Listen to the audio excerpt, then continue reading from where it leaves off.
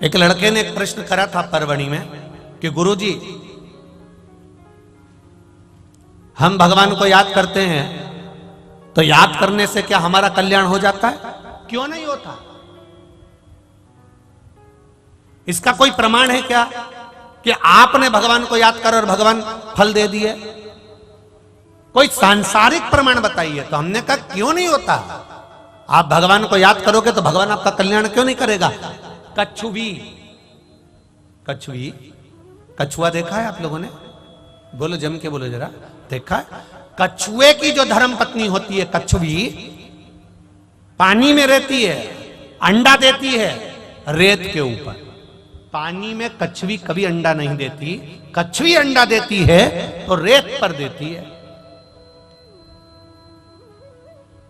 और एक बार अंडा देने के बाद में कछुवी कभी उस अंडे के पास नहीं जाती, कभी नहीं जाएगी। एक बार अंडा देने के बाद में कछुवी उस अंडे के पास में नहीं जाएगी, पानी में रहेगी, दूर रहेगी। बस कछुवी उस अंडे को याद करती रहती है, पानी में स्मरण करती रहती है, और वो अंडा पक जाता है और उस अंडे में से बच्चा बाहर निकल जाता है, मात्र स्मरण करने से।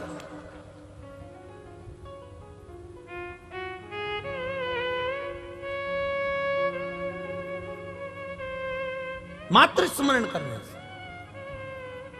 कितना विचित्र! यान गर्भ में 9 महीना रखना पड़ता है तब जाकर बच्चा पक पाता है। 9 महीना रखना पड़ता है। 6 महीना का भी होगा तो पका नहीं है, 7 महीने का भी होगा तो श्रेष्ठ नहीं है, 8 महीने का भी होगा तो श्रेष्ठ नहीं है, 9 महीने का बच्चा होगा तो श्रेष्ठ माना जाएगा। बुद्धि भी है, विवेक भी है, सुंदर भी है, स्वरूप भी है, शरीर भी पूरा है, इसमें कुछ कमी नहीं है। पका है, पूरा पका, गर्भ के अंदर पका। क्या हम स्मरण करते हैं तो भगवान हमारे पर कृपा दृष्टि करता? क्यों नहीं करता? कछुवी अंडा देने के बाद उसके पास में 8 महीना, 7 महीना, 6 महीना, 5 महीना, 4 महीना नहीं जाती, याद करती रहती है तो भी अंडा पक जाता है, तो भी अंडा पक जाता है। फिर गुरुजी आप कहते हो कि भगवान पर दृष्टि रखो, भगवान के चरणों पर दृष्टि रखो, तो क्या हम भगवान का दर्शन करते हैं, दृष्टि रखते हैं तो भी हमारा कल्याण हो जाता है? क्यों नहीं होता? क्यों नहीं होता? मछली अपना अंडा देती है पानी के अंदर।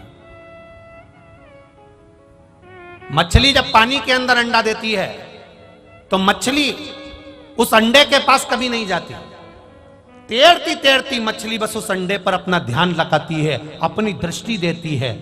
कछुवी स्मरण कर कर अंडे को पका देती है, मछली देख देख कर अंडे को पका देती है और अंडे में से बच्चे का जन्म हो जाता है। दृष्टि से भी हमारा कल्याण। दृष्टि मात्र परमात्मा के चरणों पर होगी, भगवान के चरणों पर होगी, भगवान पर होगी तो भी हमारा कल्याण हो जाएगा। महाराज, फिर आप कहते हो कि कथा सुनो, कथा सुनने से कल्याण हो सकता है? क्यों नहीं होगा? टिटहरी अपने बच्चे को जन्म देती है, टिटहरी अंडे को जन्म देती है और अंडे को पृथ्वी पर पटक देती है। टिटहरी उस अंडे के पास में कभी नहीं आती। टिटहरी बस एक काम करती है, आकाश में उड़ती है और चिल्लाना चालू कर देती है। इतनी चिल्लाती है, इतनी चिल्लाती है कि टिटहरी के शब्द से अंडा पक जाता है, उसका बच्चा जन्म ले लेता है। उसी तरह भगवान की कथा जब होती है, हम सुनते हैं, गर्जना होती है, शब्द निकलते हैं, मंदिर में घंटियां बजती है, घंटाल बजते हैं, उसके शब्द जब निकलते हैं तो हम जैसे जीवों का कल्याण अपने आप हो जाता है। ये शब्द की गर्जना। और महाराज, आप कहते हो कि शिव मंदिर में जाओ, शंकर जी का स्पर्श कर लो, चरणों का स्पर्श कर लो, भगवान के मंदिर की देहली का स्पर्श कर लो। स्पर्श से क्या मतलब है? हमारा कहना है मोरनी अपने बच्चे को जब जन्म देती है, मोरनी अंडे को जब जन्म देती है, तो मोरनी अपने अंडे को कहीं छोड़कर नहीं जाती, उसके स्पर्श में, उसके साथ, उसके ऊपर बैठी रहती है, स्पर्श में लगी रहती है, तो वो अंडे से बच्चा जन्म ले लेता है। हम भगवान के चरण पकड़ लेते हैं तो हमारा भी कल्याण हो ही जाता है। ये स्पर्श, स्मरण, जरा ध्यान देना। पहले नंबर पर क्या है? बोलो, जम के बोलो जरा। स्मरण, याद करना। दृष्टि, दर्शन करना, भगवान का दर्शन। शब्द, कथा सुनना, बोलना। और चौथे नंबर पर है स्पर्श। ये चार चीजों में से अगर हमने एक चीज भी अपनी जिंदगी में उतार ली तो ये निश्चित है कि मेरा देवाधिदेव महादेव आपको मिलेगा जरूर। हर हर महा, वो मिलेगा जरूर। आपकी भक्ति, आपका विश्वास, आपकी दृढ़ता, आपका आनंद वहां तक होना चाहिए। मैंने तेरे ही भरोसे, ओ बाबा तेरे ही भरोसे, हवा विच उड़ते जावागे, बाबा डोर हटो छड़ेला मैं कढ़ी जावागे। भोले मैं तेरी पतंग, शंभो मैं तेरी पतंग, हवा विच उड़ते जावागे, बाबा डोर हटो छड़ेला मैं कटी जावागी। भोले मैं तेरी पतंग। आप स्मरण करिए, आप दृष्टि रख लीजिए, आप शब्द सुन लीजिए, आप स्पर्श कर लीजिए, उसमें हमारा कल्याण है। पहुंच गए देवाधिदेव महादेव यतिनाथ बनकर, अतिथि बनकर। इसलिए हमारे सनातन धर्म में कहा जाता है अतिथि देवो भव।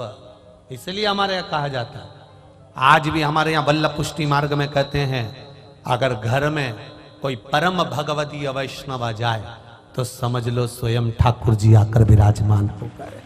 ये हमारा पुष्टि मार्ग कहता है, ये हमारा पुष्टि मार्ग कहता है।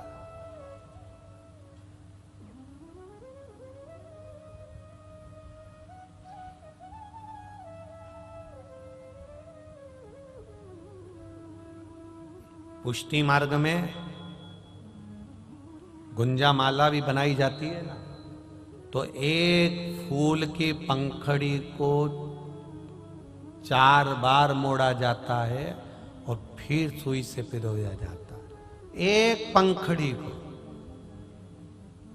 एक परम भगवती वैष्णव ने पूछ लिया कि इसको 4 बार क्यों मोड़ा है, तो हमने कहा बचपन, जवानी, अधेड़ी और बुढ़ापा सब पिरोकर भगवान के चरणों में छोड़ दिया है। अब वो संभाल, सब दे दिया उसको, परमात्मा को सब समर्पित कर दिया।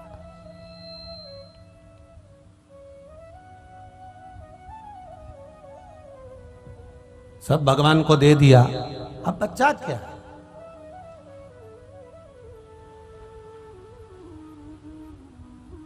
समर्पण भगवान को। आहुका के परीक्षा लेने के लिए देवाधिदेव महादेव पहुंच रहे हैं।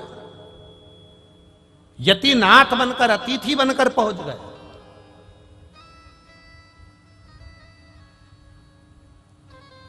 दरवाजा बजाया, अंदर कोई है? दरवाजा खोलिए। अंदर कोई है? दरवाजा खोलिए।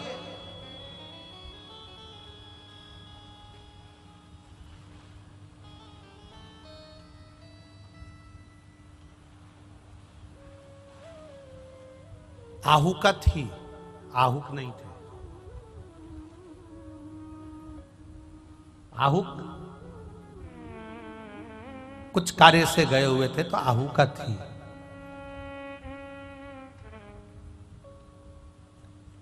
अमृत पीने वालों को क्या कहते हैं? देव। और विष पीने वाले को क्या कहते हैं? जम जम के बोलो जरा, महादेव। 33 कोटि देवता,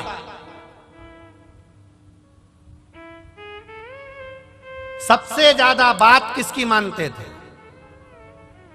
जम के बोलो, महादेव की।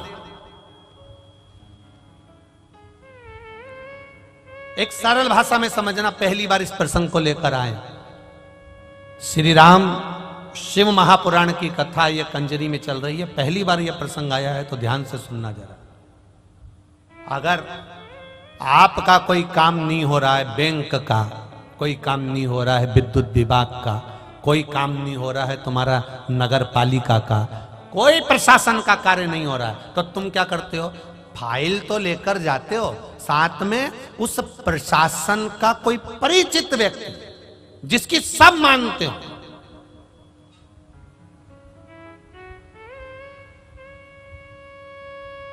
जिसकी सब सुनते हो। विधायक जी, आप हमारे साथ चल चलोगे क्या? हमारा ये कार्य है, आप कर लोगे क्या? महात्मा जी, आप हमारे साथ चल चलोगे क्या? हमारा ये कार्य कर दोगे? मतलब आप उसको लेकर गए हो जिसकी बात कभी ना कटे, कभी ना कटे। आप उसको साथ लेकर जाओ, आप उसको लेकर पहुंचो।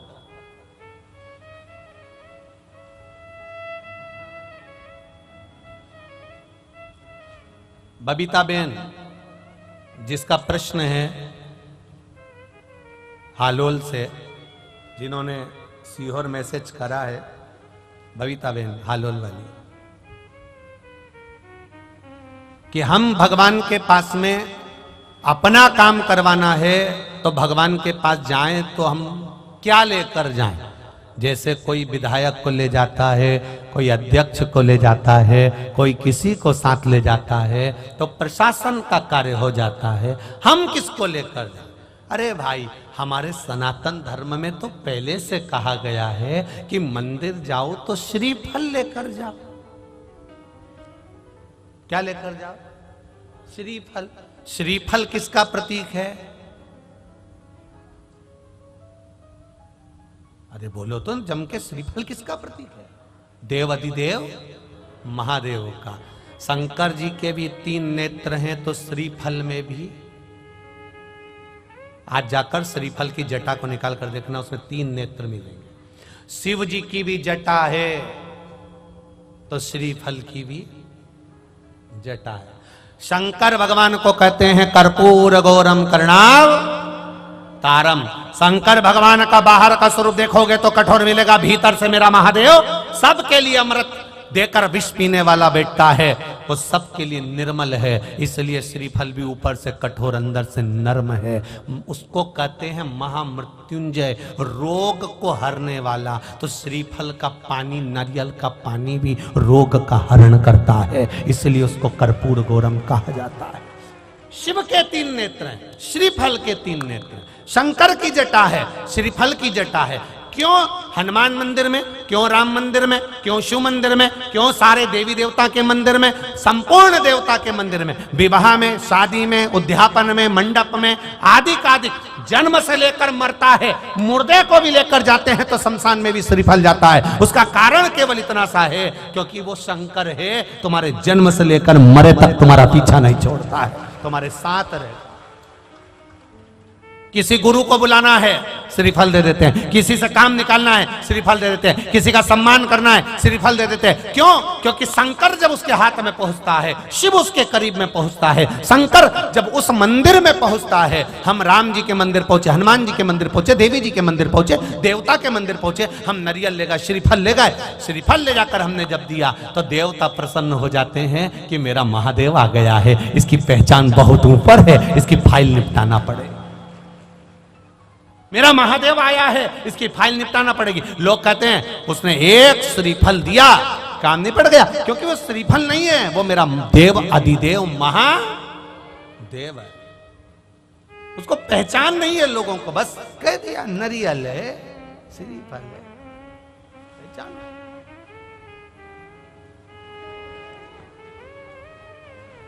जान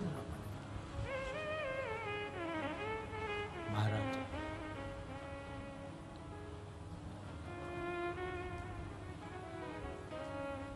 होके नंदी पे सवार।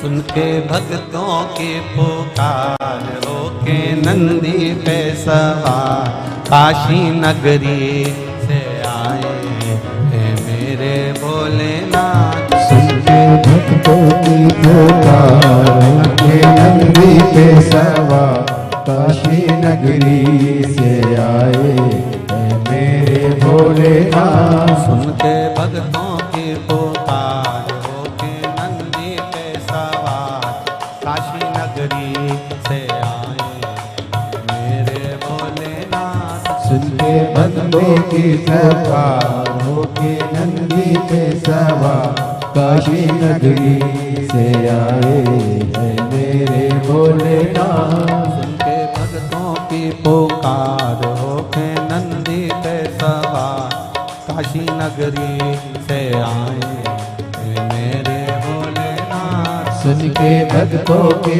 पुकार होके नंदी पे सवार काशी नगरी से आए हैं मेरे भोलेनाथ। सुन के भक्तों की पुकार होके नंदी पे सवार काशी नगरी से आए हैं मेरे भोलेनाथ। सुन के भक्तों की पुकार होके नंदी पे सवार काशी नगरी से आए हैं मेरे भोलेनाथ।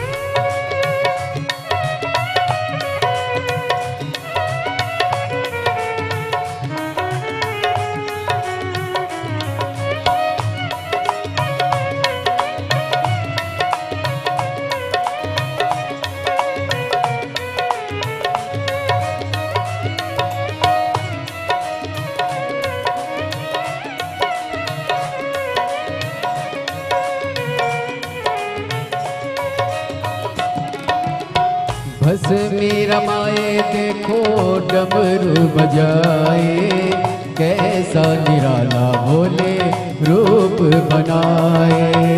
भस्मी रमाए देखो डमरू बजाए कैसा निराला भोले रूप बनाए। ओ भस्मी रमाए भोला बजाए ऐसा निराला बाबा रूप बनाए।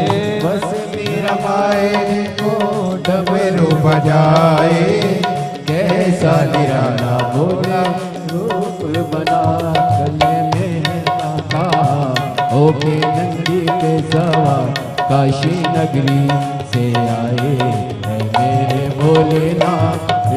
नंदी के सवार उनके भक्तों की पुकार काशी नगरी से आए हैं मेरे भोलेनाथ। के भक्तों की पुकार होके नंदी पे सवार काशी नगरी से आए हैं मेरे भोलेनाथ। सुन के भक्तों की पुकार के नंदी पे सवार काशी नगरी से आए है मेरे भोलेनाथ।